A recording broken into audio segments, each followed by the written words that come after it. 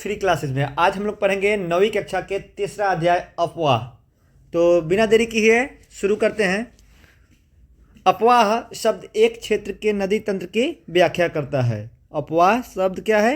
एक क्षेत्र के नदी तंत्र की व्याख्या करता है। भारत के भौतिक मानचित्र को देखिए मानचित्र को देखिए।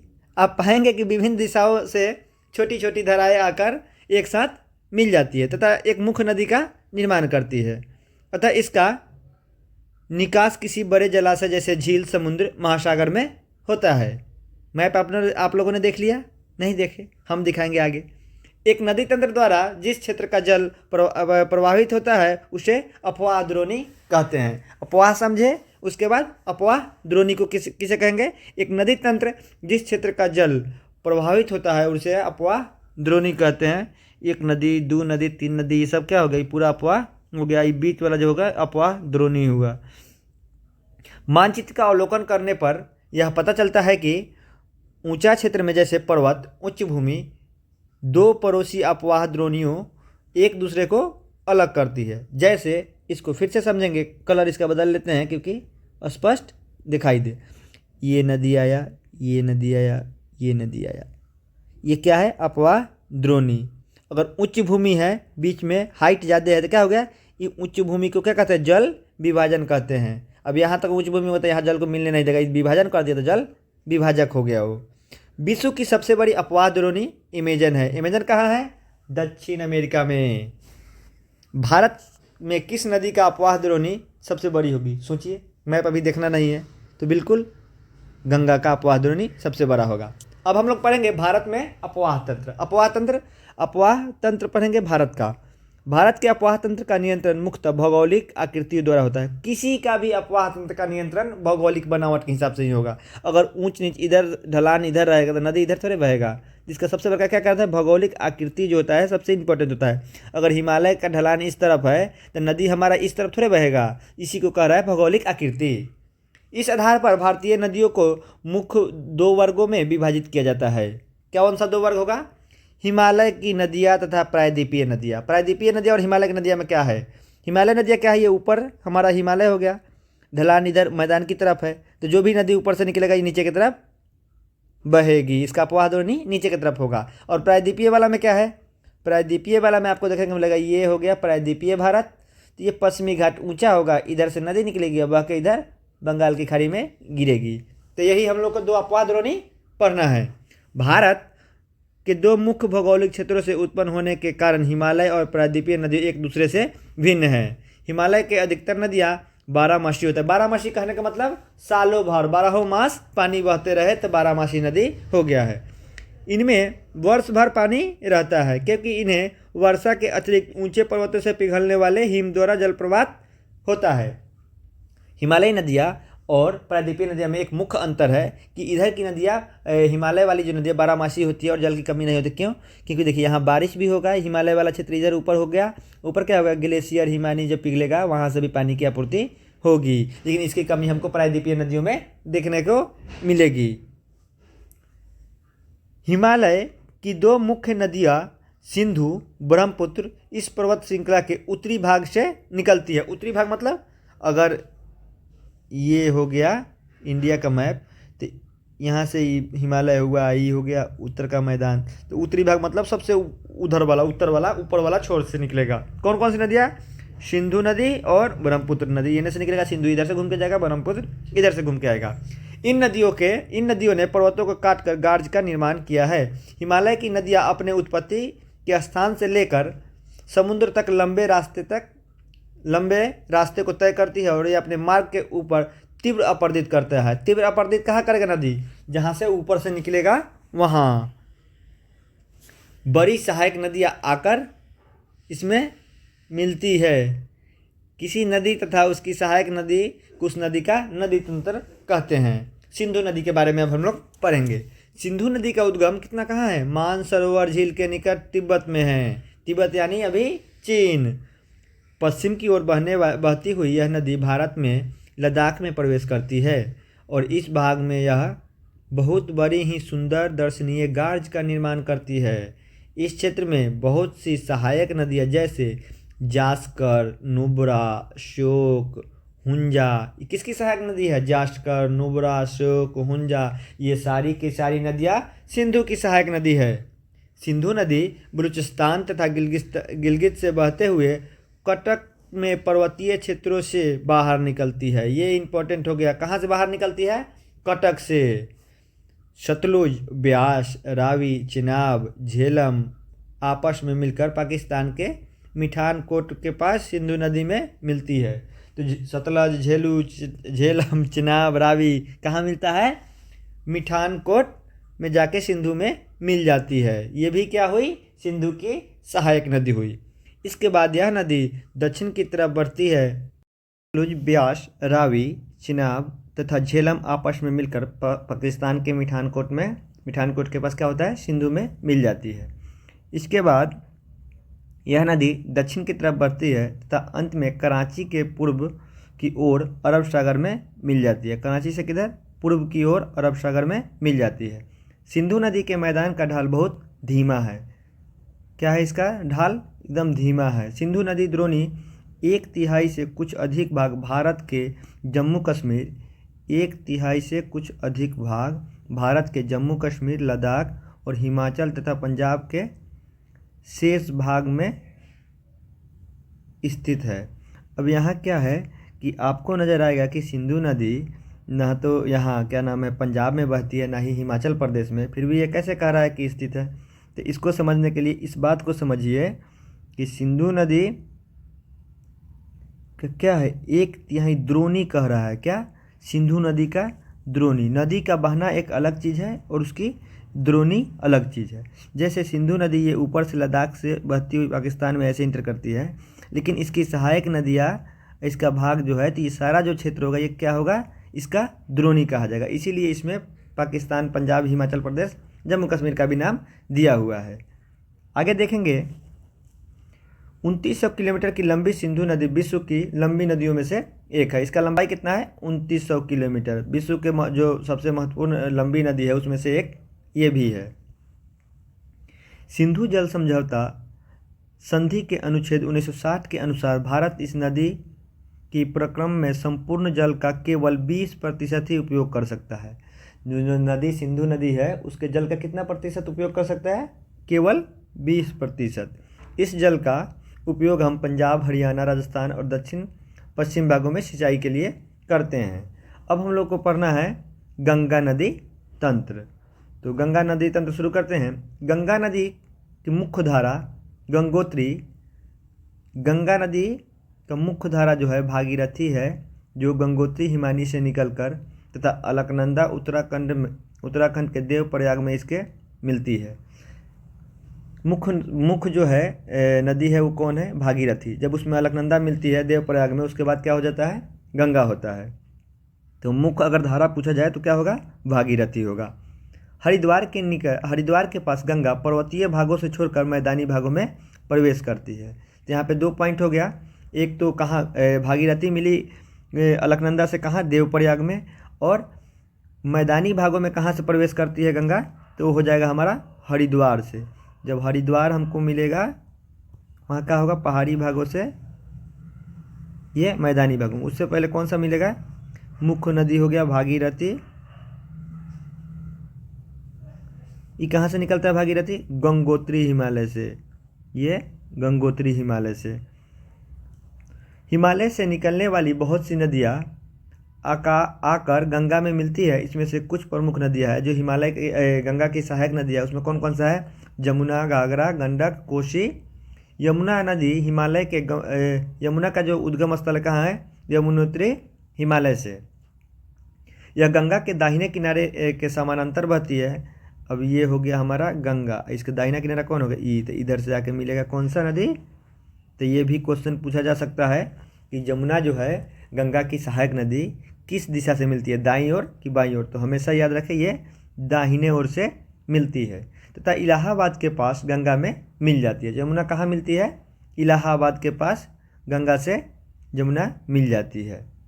घाघरा, गंडक, कोसी, हिमालयी।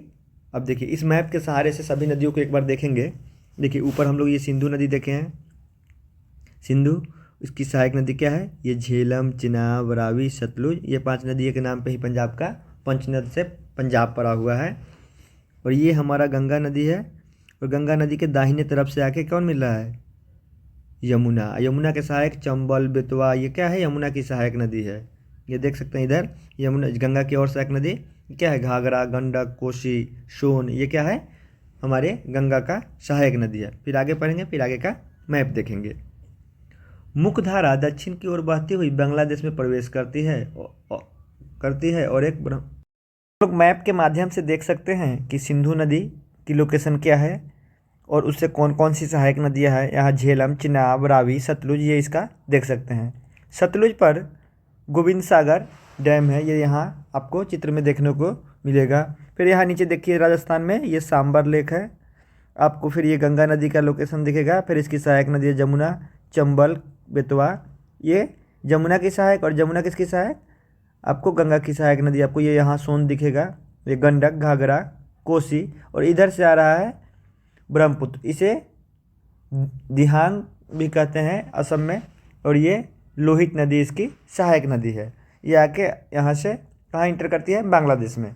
और गंगा नदी भी यहाँ से 2 भागों में बांट के एक ये बांग्लादेश में इंटर करती है।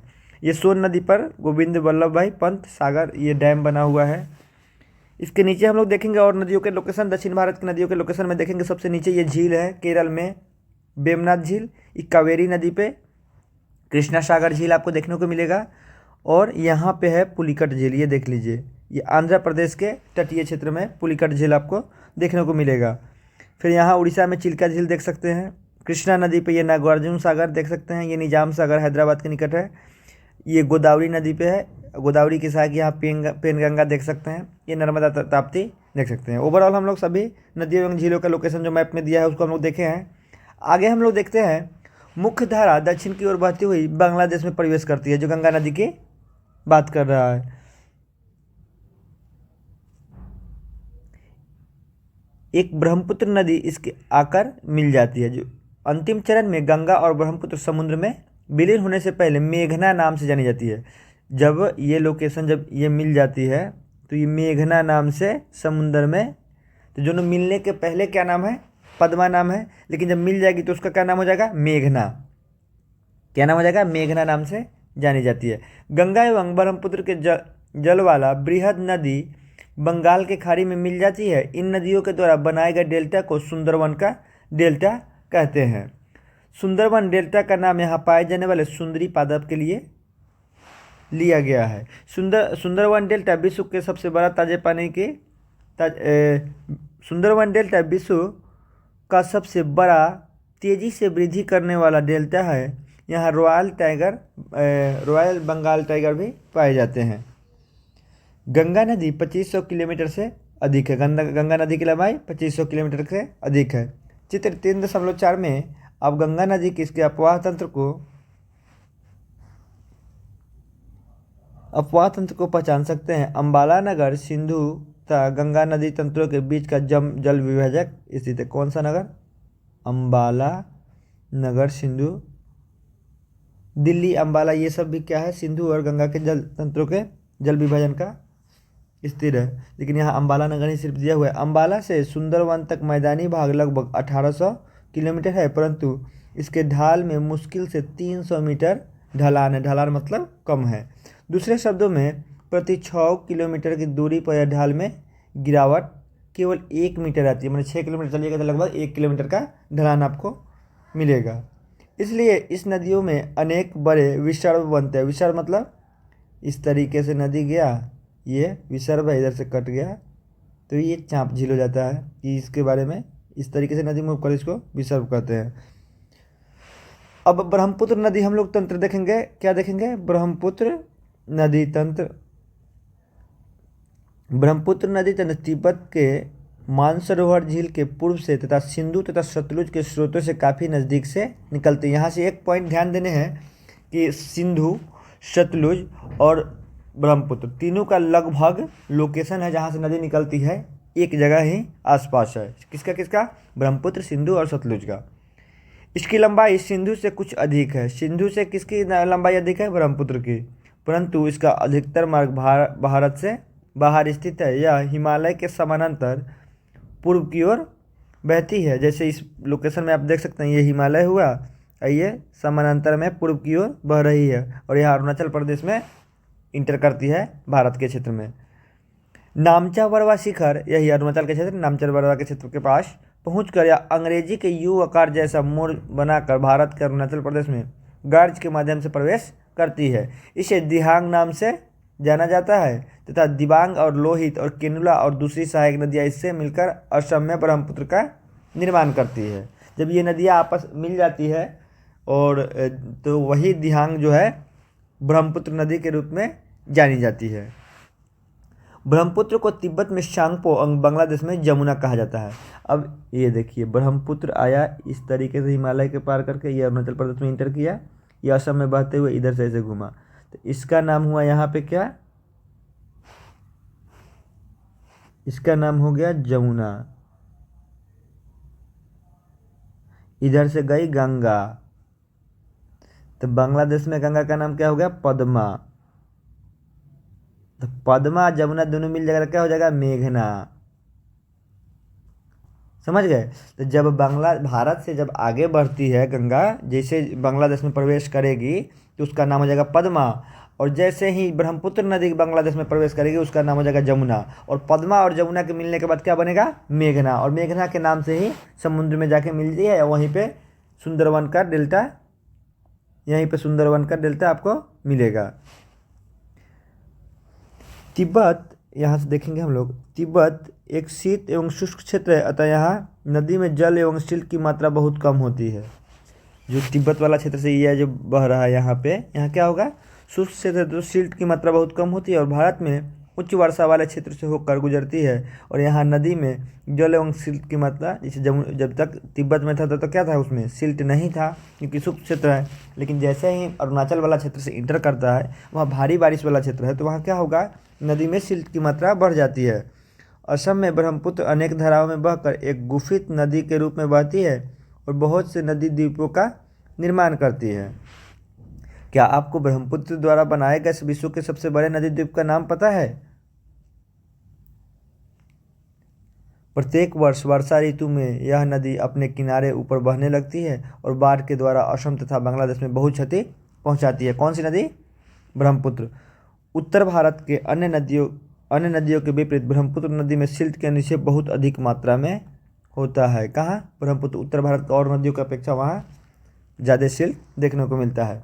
इसके कारण नदी की सतह बढ़ जाती है। जैसे देखिए, ये नदी है, सिल्ट बढ़ेगा, गाद बढ़ेगा तो क्या होगा, नदी का स्तर ऊपर उठेगा। जब ऊपर उठेगा तो जल स्तर ऊपर उठेगा। इसी के साथ वाले जगहों में बाढ़ आने की संभावना, मार्ग परिवर्तित होगा, बाढ़ आने की संभावना बढ़ेगी। अब हम लोग को देखना है प्रायद्वीपीय नदियाँ। प्रायद्वीपीय भारत में मुख्य जल विभाजक का निर्माण करते हैं पश्चिमी घाट द्वारा होता है। प्रायद्वीपीय भारत का मुख्य जल विभाजक का निर्माण पश्चिमी घाट द्वारा होता है, जो पश्चिमी तट के निकट उत्तर से दक्षिण की ओर स्थित है। प्रायद्वीपीय भारत में अधिकतर मुख्य नदियाँ महानदी, गोदावरी, कृष्णा, कावेरी पूर्व की ओर बहती है तथा बंगाल की खाड़ी में गिरती है। ये नदियाँ अपने मुहाने पर डेल्टा का निर्माण करती है। पश्चिमी घाट से पश्चिम में बहने वाले अनेक छोटी धाराएं हैं। नर्मदा, ताप्ती दो बड़ी नदियां हैं जो कि पश्चिम की तरफ बहती है। और ज्वार नदमुख, अब जो भी पूरब की दिशा की ओर बंगाल की खाड़ी में गिरेगी वो बनाएगी क्या, वो क्या बनाएगी, वो डेल्टा का निर्माण करेगी। और जो भी नदियाँ पश्चिम की ओर बहेगी वो क्या बहेगी, ज्वार नद मुख का निर्माण करती है। प्रायद्वीपीय नदियों के अफवाह द्रोणी का आकार हमेशा छोटा होता है। अब सबसे पहले हम लोग पढ़ेंगे नर्मदा के बारे में। नर्मदा द्रोणी के बारे में हम लोग देखते हैं। नर्मदा का उद्गम मध्य प्रदेश के अमरकंटक पहाड़ी से के निकट से होता है। जैसे इसको फिर से लोकेशन में देखेंगे, ये हमारा है नर्मदा, यहाँ से ये अमरकंटक से निकल रहा है। यहाँ से और कौन सी नदियाँ निकलती है, इधर देखिए, सोन नदी भी अमरकंटक से निकल रही है और नर्मदा भी अमरकंटक से निकल रही है। यही अमरकंटक पहाड़ी से निकल रही है। यह पश्चिम की ओर एक भ्रंश की घाटी में बहती हुई समुद्र तक पहुंचने के क्रम में यह नदी बहुत ही दर्शनीय स्थलों का निर्माण करती है। जबलपुर के निकट संगमरमर की शैली में यह नदी गहरे गार्ज से बहती है और तथा जहाँ नदी तीव्र ढाल से गिरती है वहाँ धुआंधार जलप्रपात के निर्माण करता है। यहाँ पे दो चीज़ हो गया, जबलपुर के किनारे कौन बहता है, नर्मदा नदी, और धुआंधार जलप्रपात कौन सी नदी बनाती है, नर्मदा नदी जलप्रपात बनाती है जिसका नाम है धुआंधार जलप्रपात। नर्मदा की सभी सहायक नदियाँ बहुत छोटी है, इसमें से अधिकतर समकोण पर मुख्य धारा में मिलती है। नर्मदा द्रोणी मध्य प्रदेश और गुजरात के कुछ भागों में विस्तृत है।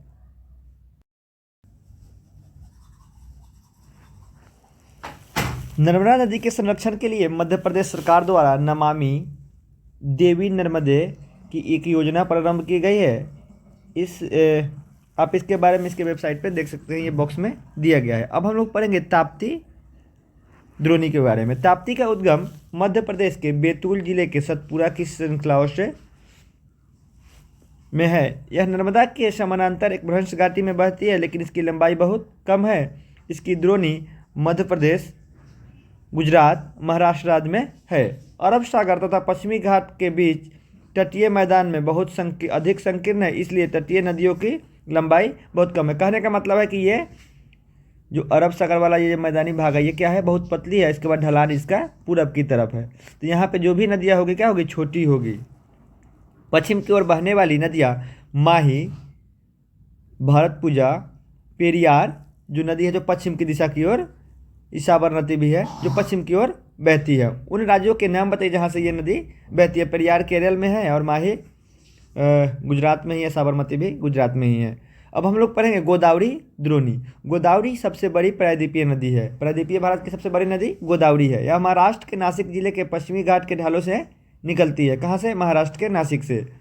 इसकी लंबाई 1500 किलोमीटर है। यह बहकर बंगाल की खाड़ी में, ये पूरब की दिशा में बहती है और बंगाल की खाड़ी में गिरती है। प्रायद्वीपीय नदियों में इसका अपवाह तंत्र सबसे बड़ा है। किसका, गोदावरी का। इसकी द्रोणी महाराष्ट्र में 50%, माने 50% सबसे ज़्यादा भाग महाराष्ट्र में ही बहती है। किसकी, गोदावरी की। उसके बाद मध्य प्रदेश, उड़ीसा तथा आंध्र प्रदेश में स्थित है। गोदावरी में अनेक सहायक नदियाँ जैसे पूर्णा, वर्धा, प्राणहिता, मंजरा, वैनगंगा और पेनगंगा है। किसकी, गोदावरी की सहायक नदी। फिर हम लोग एक बार इसका लोकेशन देखते हैं गोदावरी का। ये मैप में ये देखिए, ये गोदावरी रहा सबसे ज़्यादा 50% महाराष्ट्र में। उसके बाद आपको मध्य प्रदेश से लेके और भी राज्यों में इसका सहायक नदियाँ में पूर्णा, वर्धा, प्राणहिता, मंजरा, वैनगंगा और पेनगंगा इसकी सहायक नदियाँ है। इसमें से अंतिम 3 सहायक नदियाँ बहुत बड़ी है, यानी वैनगंगा, पेनगंगा और मांजरा। इनमें से अंतिम तीनों सहायक नदियाँ बहुत बड़ी है। बड़े आकार और विस्तार के कारण इसे दक्षिण गंगा के नाम से जानते हैं।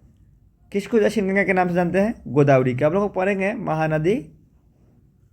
महानदी द्रोणी को हम लोग पढ़ेंगे। महानदी का उद्गम छत्तीसगढ़ के उच्च भूमि से है तथा यह उड़ीसा में बहते हुए बंगाल की खाड़ी में मिलती है।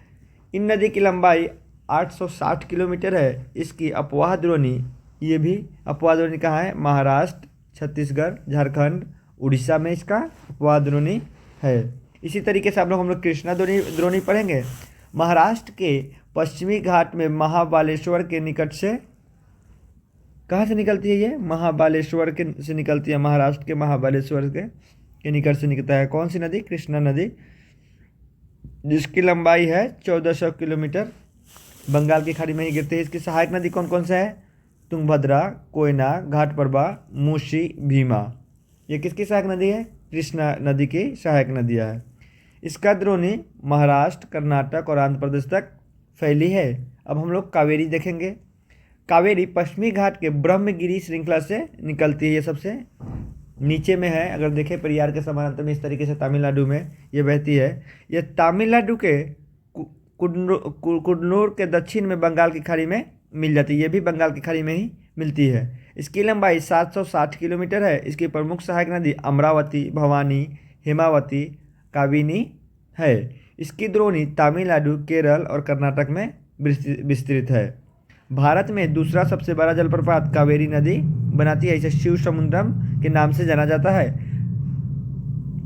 क्या नाम है, शिव समुद्रम सबसे बड़ा जलप्रपात, कावेरी नदी दूसरा सबसे बड़ा जलप्रपात है।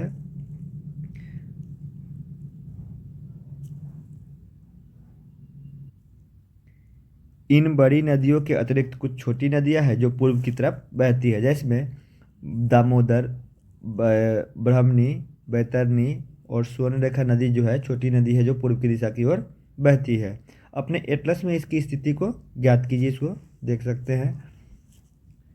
पृथ्वी की धरातल का लगभग 71% भाग जल से ढका है, लेकिन 97% जल अलवणीय है। केवल 3% ही स्वच्छ जल के रूप में उपलब्ध है, जिसका 1/4 भाग हिमानी के रूप में। हम लोग पिछले कक्षाओं में ये बातें पढ़ चुके हैं। अब हम लोग पढ़ेंगे झीलों के बारे में। कश्मीर घाटी तथा प्रसिद्ध डल झील नाव वाले घरों सॉरी तथा शिकारों से आप परिचित होंगे, जो प्रत्येक वर्ष हजारों पर्यटकों को आकर्षित करते हैं। इसी प्रकार आप अन्य झील वाले स्थानों पर भी गए होंगे, जहां नौकायान, तैराकी या अन्य जलीय खेलों का आनंद लिया होगा। कल्पना कीजिए कि अगर आप कश्मीर, नैनीताल और दूसरे पर्यटक स्थलों पर झीलों पर नहीं होता, तब क्या आपने कभी यह जानने की कोशिश की है कि इन पर्यटकों को आकर्षित करने के लिए किसी स्थान एवं झीलों की क्या महत्व है? पर्यटकों के आकर्षण के लिए अतिरिक्त मानव के लिए अन्य कारकों से भी झील महत्वपूर्ण है। पृथ्वी की सतह के गर्त वाले भागों में जहाँ जल जमा होता है, उसे झील कहते हैं। बड़े आकार वाले झीलों को समुद्र कहा जाता है, जैसे कैस्पियन सागर, मृत सागर, अरल सागर। पृथ्वी का वो आकार जहाँ थोड़ा सा क्या गड्ढा हो, माने काफ़ी इलाका होता है। अगर बड़ा हो गया तो सागर हो जाता है, जैसे कैस्पियन सागर, डेड सी, अरल सागर के बारे में बताया जा रहा है। अगर छोटे भूभाग पर है तो उसको क्या कहा जाता है, उसको झील कहा जाता है। भारत में बहुत सी झीलें हैं, ये एक दूसरे के आकार एवं लक्षण में भिन्न है। अधिकतर झीलें अस्थायी होते हैं और इसमें से कुछ वर्षा ऋतु में ही पानी, अब जैसे छोटा होगा उसमें क्या होगा, पानी सूख जाता है, वर्षा ऋतु में ही पानी भरेगा। लेकिन आपको ज़्यादातर झील आपको ऐसे दिखेंगी जो हमेशा सालों भर पानी भरी रहती है, काफ़ी उसका इलाका और गहराई काफ़ी होती है। जैसे अंतर्देशीय अपवाह वाले अर्ध शुष्क क्षेत्रों की द्रोणी वाले झील। यहाँ कुछ झीलें हैं जिसका निर्माण हिम नदियों एवं बर्फ के चादर की क्रिया से के फलस्वरूप हुआ है, जबकि कुछ अन्य झीलों का निर्माण वायु, नदियों एवं मानवीय क्रियाकलापों के कारण भी हुआ है। एक विसर्ग नदी बाढ़ वाले क्षेत्रों से कटकर गोकुर झील का निर्माण करते हैं, जैसे ये हो गया नदी विसर्ग। अब इसमें क्या होता है कि नदी बाद में इधर कट गया और ये नदी इससे बहने लगा, और ये वाला इलाका जो है, इसे समझाते हैं, इसको विसर्ग को हम लोग समझेंगे। ये हो गया नदी। अब क्या हुआ कि नदी में से कुछ भाग कट के इस तरीके से छूट जाता है, नदी फिर इस रास्ते पे चलने लगती है। ये हो गया क्या, ये हो गया हमारा गोकुर झील हो जाएगा। स्पीट तथा बाढ़ रोधिका तटीय क्षेत्रों में लैगून का निर्माण करते हैं, जैसे चिल्का झील, पुलिकट झील और कोलेरू झील। अंतर्देशीय मार्गों में वाले झीलों में कभी कभी मौसमी होती है। उदाहरण के लिए राजस्थान का सांभर झील, जो एक लवणीय जल वाली झील है, इसका जल का उपयोग नमक निर्माण के लिए किया जाता है।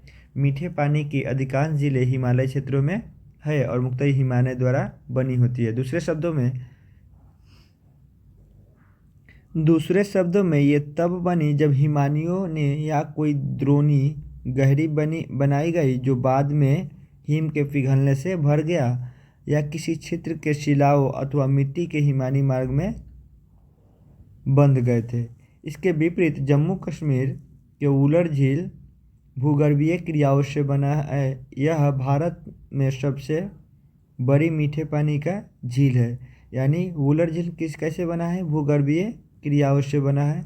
डल झील, भीमताल झील, नैनीताल, लोकताक, बड़ा पानी कुछ महत्वपूर्ण मीठे पानी के झील है। तो आप में से ऐसा भी पूछा जा सकता है कि इन झीलों का नाम दे दिया जाएगा, उसमें से कहा जाएगा कौन सा झील मीठे पानी का है और कौन सा नमकीन का है। तो इस बात को ध्यान रखेंगे कि मीठे पानी की झील में महत्वपूर्ण झील डल झील, भीमताल, नैनीताल, लोकताक और बड़ा पानी झील है। इसके अतिरिक्त जल विद्युत उत्पादन के लिए नदियों पर बांध बनाए जाने से भी झील का निर्माण होता है। जैसे ये नदी बह रही है, इसके अतिरिक्त जल विद्युत उत्पादन के लिए नदियों पर बांध बनाने से झील का निर्माण हो जाता है। जैसे ये इस तरीके से देखिए, ये नदी हुआ, अब इसको यहाँ बांध डैम बना के पानी को रोका जाता है और फिर अपने यूज के हिसाब से इस पर विद्युत संयंत्र लगाने के लिए धीरे धीरे पानी गिराया जाता है। जब तक डैम बना के इसको रोकेंगे तो पानी ये यहाँ इकट्ठा होगा तो क्या होगा, झील का निर्माण होगा। उस तरीके का झील कौन है, गुरु गोविंद सागर भाखड़ा नाला परियोजना। झीलें मानव के लिए लाभदायक होती है। एक झील नदी के बहाव को सुचारू रूप में बनाने में भी सहायक होती है।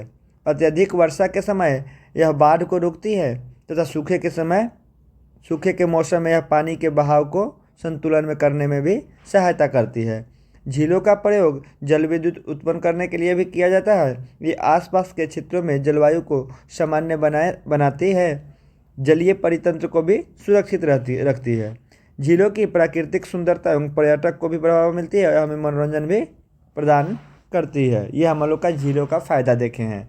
अब नदियों का अर्थव्यवस्था में महत्व योगदान है किस तरीके से, ये हम लोग देखेंगे। संपूर्ण मानव इतिहास में नदियों का अत्यधिक महत्व रहा है। नदियों का जल मूल प्राकृतिक संसाधन है तथा अनेक मानवीय क्रियाकलापों के लिए अनिवार्य है। यही कारण है कि नदिया के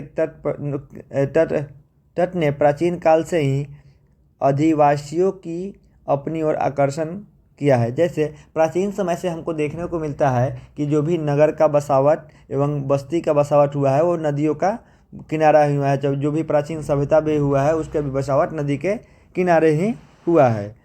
गांव अब बड़े शहरों में परिवर्तन हो चुके हैं और अपने राज्य के उन शहरों के नाम और सूची तैयार कीजिए जो नदी किनारे बसा हुआ है। किंतु भारत जैसे देश के लिए जहां अधिकांश जनसंख्या जीविका के लिए कृषि पर निर्भर है, वहां सिंचाई, नौ संचालन, जल विद्युत निर्माण में नदियों का महत्व बहुत अधिक है। राष्ट्रीय नदी संरक्षण योजना। देश में नदी सफाई कार्यक्रम का शुभारंभ 1985 में गंगा एक्शन प्लान के साथ प्रारंभ हुआ। वर्ष 1995 में राष्ट्रीय नदी संरक्षण योजना के तहत अन्य नदियों को जोड़ने के लिए भी गंगा कार्य योजना का विस्तार किया गया। नदियाँ देश में जल का प्रमुख स्रोत है। एनआरसीपी के उद्देश्य नदी जल को प्रदूषण कम करने के लिए एवं गुणवत्ता में सुधार करना भी है। नदी प्रदूषण हम लोग देखेंगे क्या है। नदी जल की घरेलू, औद्योगिक तथा कृषि में बढ़ती मांग के कारण इसकी गुणवत्ता प्रभावित हुई है। इसके परिणाम स्वरूप नदियों से अत्यधिक जल का निकासी होती है तथा उसके आयतन भी घटता जाता है। दूसरी ओर उद्योग का प्रदूषण तथा अपरिष्कृत कचरे नदी में मिलते रहते हैं। यह केवल जल की गुणवत्ता को ही नहीं बल्कि नदी के स्वतः स्वच्छीकरण की क्षमता को भी प्रभावित करता है। उदाहरण के लिए दिए गए समुचित जल प्रवाह में गंगा का जल 20 किलोमीटर क्षेत्र तक फैले बड़े भाग की गंदगी को तनु करके समाहित कर सकता है, लेकिन लगातार बढ़ते औद्योगिकरण, शहरीकरण के कारण ऐसा संभव नहीं हो पाता है। जैसे नदियों के कुछ अपने गुण होते हैं जो स्वतः में करते हैं, जैसे स्वतः स्वच्छीकरण माने खुद ब खुद किस तरीके से स्वच्छ करना है, ये प्रक्रिया नदी में होती रहती है। लेकिन औद्योगिकरण और शहरीकरण के कारण ये भी नदियों का प्रभावित हुआ है। अनेक नदियों में प्रदूषण का स्तर बढ़ता जा रहा है। नदियों में बढ़ते प्रदूषण के कारण स्वच्छ जल बनने के लिए अनेक कार्य एवं योजनाएं लागू की गई है। क्या आपने कभी ऐसी कार्य योजना के बारे में सुना है? नदी के प्रदूषण जल से हमारा स्वास्थ्य किस प्रकार प्रभावित होता है? बिना स्वच्छ जल का मानव जीवन, इस विषय पर विचार करें तथा अपनी कक्षा में वाद विवाद प्रतियोगिता का आयोजन करें। यह है इसका अभ्यास प्रश्न जो आगे की वीडियो में देखेंगे।